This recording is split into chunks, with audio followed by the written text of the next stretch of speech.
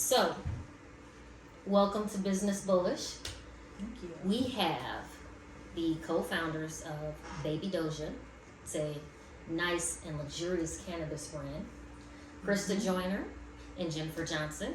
So, welcome to Business Bullish. And now let's get down to business. Okay. Tell us about your brand. You want to start? You want me to start? You can start. So we decided to make a product for women that was unique in the fact that it's solventless, it's a clean product, good flower, high quality, but still affordable, nothing, too expensive for people. And we wanted it to look good too. We wanted something that, women could feel really good, taking out of their bag. And so we designed it to be, classy and look pretty. And, but you're getting a great smoke experience, clean smoke experience. So, our whole branding concept was really based on good products, quality products, clean products, creating things that are just going to, evolve as we go. We're going to launch more products that are going to coincide with what we've already created. And right now we got these baby pre-rolls. All right. So, the baby pre-rolls, what size are those? 0.5s. They're 0.5s right now. 0.5. So that's 0.5 grams. So that is from the cannabis world. I like the term dog walkers. So for those people that are like, what is a 0.5? How big is that? It's enough for you to be able to take a nice long walk and relax. So it's the perfect size. Yeah. Something that you don't have to worry about, I guess, tossing later because it was too much. No, definitely. And, even for a man, I think a lot of men today, I don't know that people, I know some people still like to roll and do that, but I think out of convenience and time, this is just a much more simplified way to get high. No, definitely. So, funny story, I was watching, I can't remember, Bill Bellamy's podcast with Matt Barnes. Love you, Matt, my buddy. Anyway, it was so funny. Matt was talking about basically the type of smoke that he does. He's a regular smoker. And so he was referring to these THC percentages and how some people like to basically turn into a zombie. And because he's a, daily smoker morning and, sometimes before he goes to bed, how he just likes something that's nice and quality and simple. And so that's basically what you guys have created for, women or men as well that want something that is good. You mentioned it's solventless. Yes. Tell them about what solventless is. So solventless means there's no chemicals. It's really clean. What's happened in cannabis is over the years, there's companies that are manufacturing with ingredients that are, let's say, not good, that you don't necessarily want to be ingesting. So Butane. Vitamin E acetate and a vape To name a pen. few. So these ingredients can be really harmful, and I think as cannabis grows, people will realize that you want to be smoking something solventless. You want to be looking at the labels just like you do in Erewhon. We were having that whole discussion, or Whole Foods, where you're looking at what you're buying. This is kind of the same thing where we've already done that homework for you. It's clean. You don't have to worry.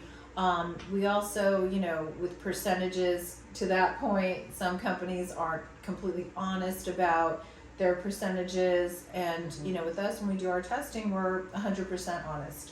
Oh, that's important. So I know you have a background and some experience with some other cannabis brands. We'll talk about that later. Okay. But Jen, what has it been like for you to get into the cannabis industry? Very informative. I've learned a lot. I kind of jumped in. Feet first or head first? Head first. Okay. First.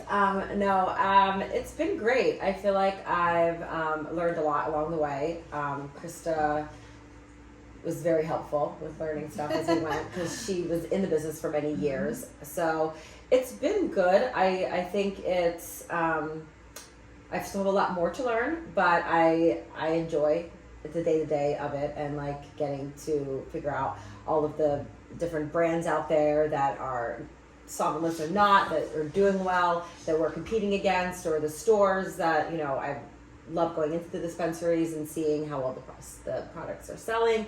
So I think it's overall been a great experience, but I'm just, you know, I'm in there trying to learn more every day. That's gonna be exciting. It is. It's been a good year journey. I think we've grown very fast in a year, which has been great. Yeah. Starting in, you know, the first month, starting and going into the top 20% stores in LA, and then winning second place in High Times for the best pre-roll. So I think, you know, we've tackled a lot of stuff in the first year, so we're excited to keep going. And we also, to that point, we made one of the first pre-rolls that's infused in a certain way. I mean, the way we created our pre-roll is very unique too. It's different than what other people had going, so I feel like, you know, that's really special as well. There's infusion inside and outside on our product. Yeah. Very, very nice. So let me see. Stereotypes. What is it like being a woman in the cannabis industry? Do you feel that maybe you're treated or seen differently when you do walk into a dispensary and you see your product on the shelf and you say, that's mine? Yeah. Oh, yeah. Sure. I mean, it's different. There's two sides to this. There's the one side where it's definitely, I think, easier for us to get maybe into places. You know, being a woman, I think that most men aren't used to seeing females in that capacity coming in, so they're embracing that. You They know, want to try it. It's Yeah. woman-owned. yeah, they like that. Yeah. And then it can go the other way, where I think then, you know, they probably aren't sure, like, they're used to that male kind of domination, I would say, in this industry where everything has been aggressive with the THC levels, where it's something that'll just knock you on your, you know, butt, per se. They're not used to something that is, you know, gonna, you know, smoke well, taste good, quality, you know, that we're pulling other aspects in that are really important.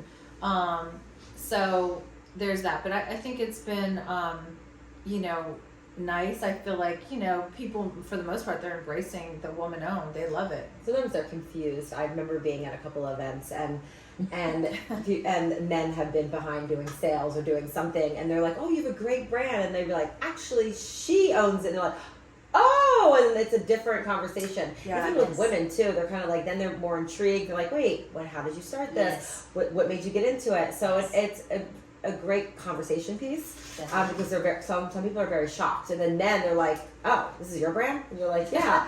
So they get, you know, they're trying to figure it out. I feel like but it's been fun. I mean, I think we're kind of changing the path for other women. No, that's awesome. Brand, yeah. 100%.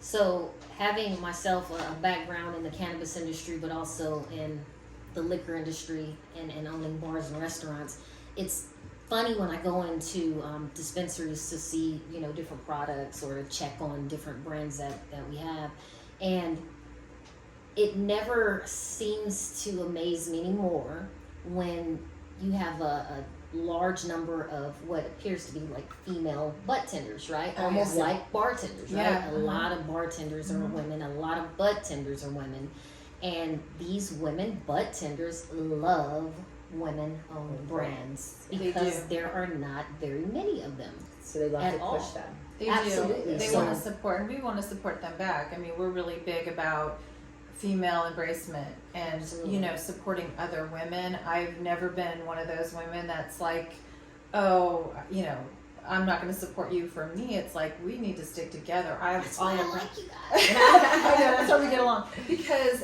you know, all my friends, I have, all my friends are that type of woman. They're that type of female where it's like, you rise with each other. You want to lift each other, help each other grow, be better, not put each other down. And those kind of females, you know, I hope that they learn from this type of thing that they shouldn't do that they should embrace lift other each other women. up. Yeah, lift each other, you know, Absolutely. support each other. That there needs to be more women in business in general, but Yes, especially definitely. this particular industry. Yeah. Definitely.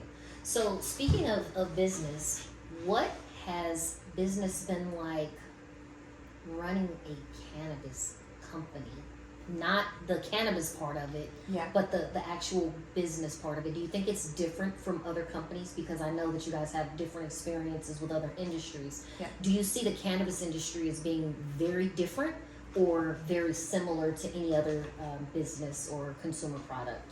I can definitely answer that. I would say it's actually very much the same. It's very similar. It's a business like any other business. You run it very similar. A lot of the same components apply to whatever other industry you could be in.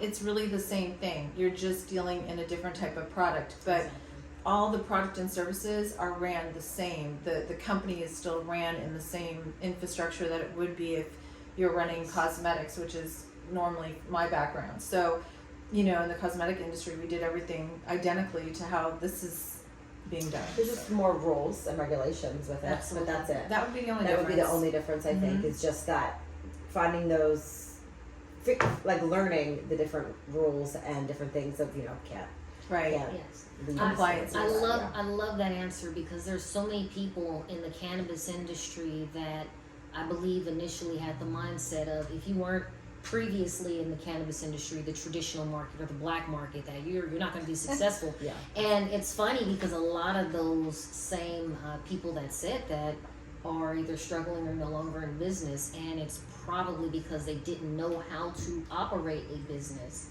And that, I think, is the most important part, especially when you're talking about retail sales.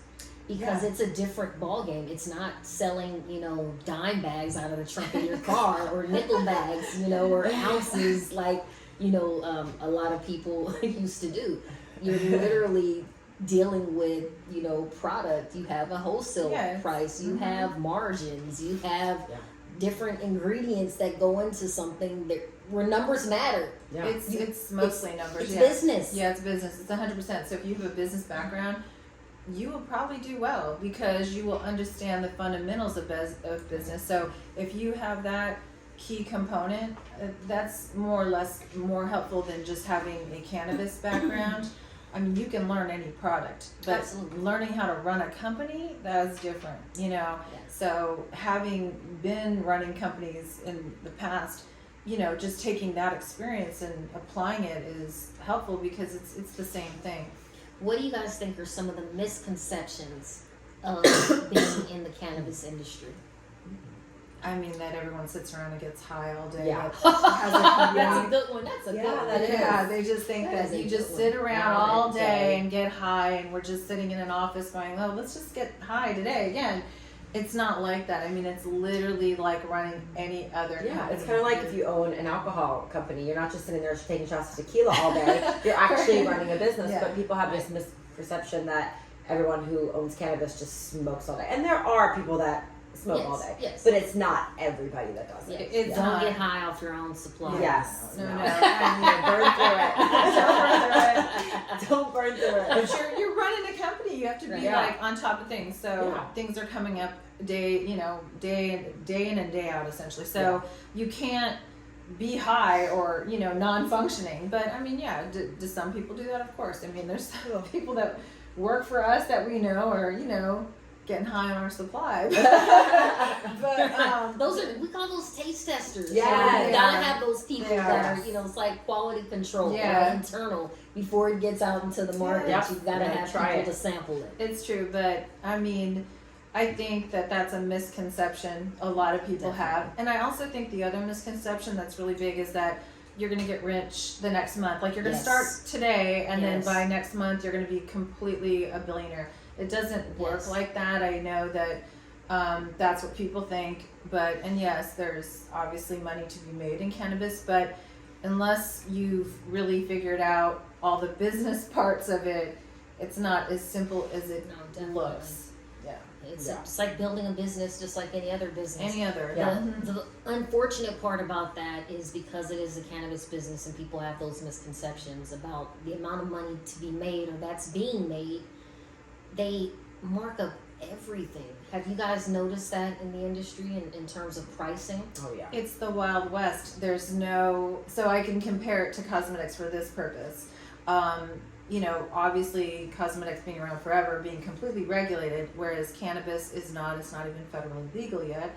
So there's no like price, price control when it comes to flour, when it comes to any other additives, whether it's a pre-roll, paper, a jar. I mean, everything is all over the place, and anyone can charge whatever they want. So there's no way to really control that at the moment. So you're paying astronomical prices because it goes back to what you said. They think, well, you're making so much money. I don't think people realize that most of the money that was being made was, previous to legalization. Yes. Legalization happened, everything really switched in the marketplace. Prime example, this one bag here, this is a pound. This could be, $900 today. Yeah. And it could be $3,000 tomorrow. That's true. To a different buyer in a different state or Absolutely. even city. It's insane. But anyway, because of that, the fluctuation in prices, occur the same way in the retail market because, again, how much you buy it versus how much you sell it for. Mm-hmm. And for all of the people that think that making a purchase in a traditional market is going to be less expensive than the legal market, it's not true. Doesn't matter how much they charge you in taxes, all of the prices end up being right around the same, with the exception of you have legal products that are third-party tested. They come with these little labels right here that have batch numbers, and they have percentages, and they have license numbers, so that if there were any defect in the product, you know exactly where to go or who to contact to get any sort of recourse. And if you're buying something out of somebody's book bag, there's been people that have, had terrible experiences with them being laced with other products that should never be put in cannabis. It's unregulated, it's not tested, it can be an overdose. Like, you just don't want to not buy a legitimate product. So that's just my warning for you. But, by all means, be safe. No, it's true. I mean, even when it comes to smoking, it could definitely be laced with something if it's not, going through the legal process. With edibles, I've actually firsthand seen kitchens that were not clean, and if somebody knew where these edibles actually came from, they wouldn't be wanting to eat them. Yikes. So, there's those considerations, and you don't know what you're putting in your body, so. Yeah, I'm very careful with things that I put in my body. Same. I shop at Erewhon. I have to go to Whole Foods. I shop at Erewhon. Jen is a frequent shopper of it's Erewhon. Bad. It's very an bad. addiction. Yeah, it's hilarious. You're hilarious. So what's next for Baby Dojah? Lots of things. Flour. Yes. Start. Flour. We're launching flour. We're going to launch this. more pre-rolls. We've got a category that we're really excited about that we're working on right now. That's a new category in cannabis that people haven't seen quite yet. So that's coming. I've seen it, and I'm just going to say, be on the lookout. Be on the lookout. It's going to be great. Be It's on gonna the be lookout. amazing. Baby Dojah is coming. Yes. Coming with a vengeance. We're coming. Definitely. Good products. Something else that's kind of been on the horizon, a television show. Yes. We're excited. I think that would be a good look. I think people deserve to see the workings of women in cannabis. I agree. I think that when, other women see it, I think they'll be inspired, and they'll know that it's, not necessarily what they're thinking, that, Yes. you could, be a woman and be an attractive woman, be a businesswoman, be whatever kind of woman you want to be, and be in cannabis and Yes. be successful. I think it'll be inspiring and interesting for anybody, men, women. I agree. Yeah.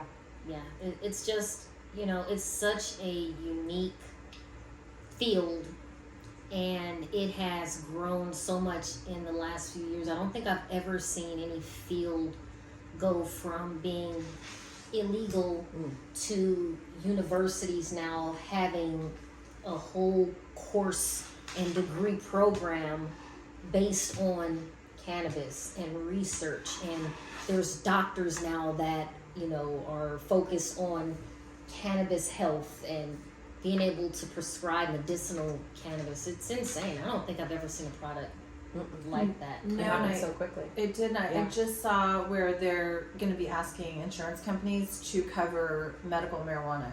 So Nice. I think that's huge.